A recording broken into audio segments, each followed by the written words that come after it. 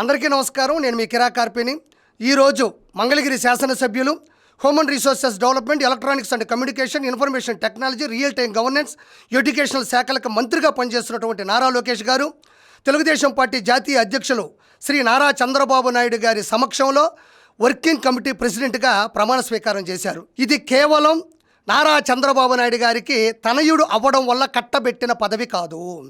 ఆయన అకుంఠిత దీక్షతో ఆయన కష్టపడి సాధించినటువంటి ఇది ఒక గొప్ప పదవి. ఇది ఆయన గురించి చాలా చెప్పుకోవాలి. ఇది ఒక్క రాత్రిలోనో, ఒక్క రోజులోనో, ఒక్క నిమిషంలోనో వచ్చినటువంటి పదవి కాదు. 2019 నుంచి 2024 మధ్యన జగన్మోహన్ రెడ్డి లాంటి రాక్షస పాలనకి ఎదురొడ్డి అతను ఓడించి ఈరోజు నారా చంద్రబాబు నాయుడు గారిని తిరిగి ముఖ్యమంత్రిని చేయడంలో ఆయన చేసినటువంటి కష్టం అంతా ఇంత కాదు అని ప్రజలు మరోసారి గుర్తు చేసుకోవాల్సిందిగా కోరుకుంటున్నాను. పడిపోతున్న పార్టీని తండ్రి నిలబెడితే ఆ పార్టీని తిరిగి ఆకాశంలో నిలబెట్టడానికి అహర్నిశలు కృషి చేస్తున్నటువంటి వ్యక్తి నారా లోకేష్ గారు. ఆయనకి ఇచ్చినటువంటి శాఖలు ఏవైతే ఉన్నాయో, అంటే పిల్లల చదువుకు సంబంధించినటువంటి ప్రతి స్కూల్కి వెళ్ళి వాళ్ళు ఎలా చదువుకుంటున్నారు, ఏం తింటున్నారు అని పూర్తి స్థాయిలో నిమగ్నమై చూస్తున్నటువంటి గొప్ప వ్యక్తిగా ఆయన ముందుకెళ్తున్నారు. దాంతోపాటు ఇన్ఫర్మేషన్ టెక్నాలజీ, ఈరోజు గూగుల్ డేటా సెంటర్ ప్రపంచంలో ఇన్ని దేశాలు ఉండగా ఈరోజు విశాఖపట్నానికి గూగుల్ డేటా సెంటర్ని తీసుకొచ్చినటువంటి చరిత్ర నారా లోకేష్ గారిది అని మరోసారి గుర్తు చేస్తున్నాను. మరో ముఖ్యమైనటువంటి మంత్రిత్వ శాఖ ఏదైనా ఉంది అంటే అది రియల్ టైం గవర్నెన్స్. మోంతా తుఫాను వరదల నుంచి రక్షించినప్పుడు కానీ, నేపాల్లో జరిగినటువంటి ఎన్నో అడ్డంకులు, అవరోధాలు ఏదైనా జరిగినా, అల్లర్లు జరిగినప్పుడు కూడా ఆయన 24/7 అంటే 24 గంటలు కూడా కాపు కాసి గస్తీ కాసి అక్కడి నుంచి మన వారందరినీ కాపాడి ఇక్కడ తీసుకొచ్చాడు. ఆయనకి ఇచ్చేటువంటి అన్ని శాఖలతో పాటు మంగళగిరి శాసనసభ్యుడిగా కూడా ఈరోజు ముందస్తు స్థాయిలో ఉన్నాడని నేను మరోసారి గుర్తు చేస్తున్నాను. అయితే ఇక్కడ ప్రాముఖ్యంగా చెప్పుకోవాల్సింది, మాటికి వస్తే జగన్మోహన్ రెడ్డి అండకో మా జగన్మోహన్ రెడ్డి మా అన్న కడప కింగ్, పులివెందుల పులి అని చెప్తూ ఉంటాడు. ఆయన చెప్తారు, పక్కన వాళ్ళు కూడా చెప్తూ ఉంటారు.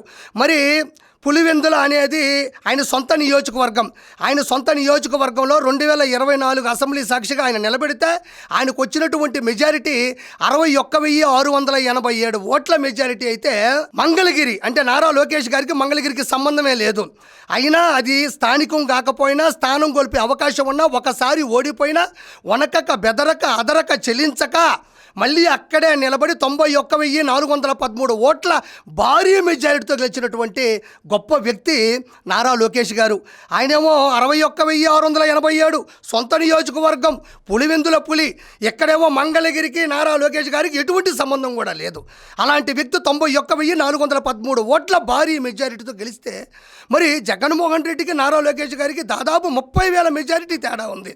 అంటే ఒక నాయకుడికి కావాల్సినటువంటి గొప్ప విషయం ఏంటి అంటే, కష్టం వచ్చినా, నష్టం వచ్చినా, ఎలాంటి ఇబ్బందులు వచ్చినా, ఎలాంటి సంక్షోభం వచ్చినా సరే కార్యకర్తలకు వెన్నుదన్నుగా ఉండి గెలిచే కార్యక్రమంలో ముందస్తు స్థాయిలో ఉండడం అనేది ఒక నాయకుడికి, ఒక కింగుకి ఉండాల్సినటువంటి గొప్ప లక్ష్యం.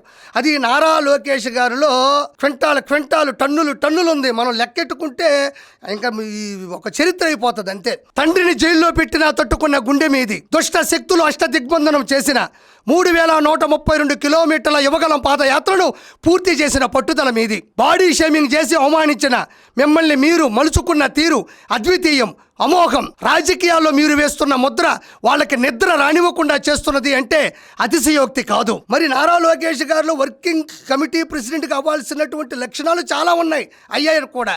అందులో గొప్ప లక్షణం ఏంటి అంటే పెద్దవాళ్ళని గౌరవించడం, కష్టపడ్డ వారిని గుర్తించడం. ఇది చాలా గొప్ప విషయం. ఇది జగన్మోహన్ రెడ్డిలో ఏ కోసైనా కనబడదు. పెద్దవారిని గౌరవించడం, కష్టపడ్డ వారిని గుర్తించడం.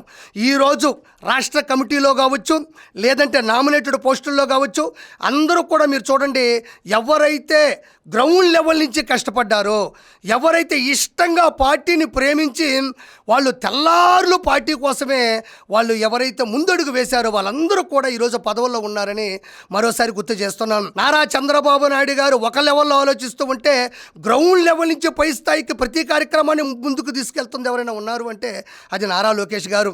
ఇక్కడ ఖచ్చితంగా ఈరోజు చేసిన ప్రమాణం నారా లోకేష్ గారి భవిష్యత్తుకి మంచి ప్రయాణం. ఇందులో నో డౌట్.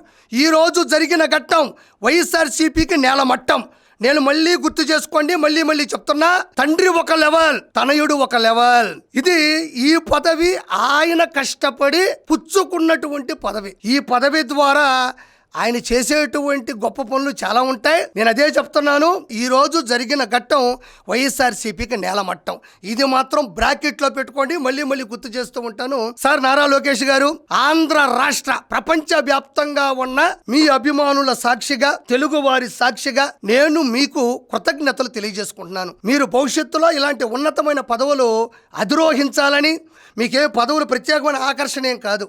మీ పట్టుదల ముందు, మీరు చేసేటువంటి గొప్ప పనుల ముందు ఇవి చాలా చిన్నవే. కానీ ఇలాంటి పదవులు మీరు ఎన్నో అధిరోహించాలని, వాటి ద్వారా అధికారంలోకి వచ్చి ప్రజలకు మంచి చేకూర్చాలని నేను మనస్ఫూర్తిగా మన నాయకుల ద్వారా కానీ, శ్రేణుల ద్వారా కానీ, అభిమానుల ద్వారా కానీ, కార్యకర్తల ద్వారా కానీ, ముఖ్యంగా మీడియా ద్వారా కానీ మనస్ఫూర్తిగా కోరుకుంటూ, నేను కిరా కార్పిని, తెలుగుదేశం పార్టీ కార్యకర్త.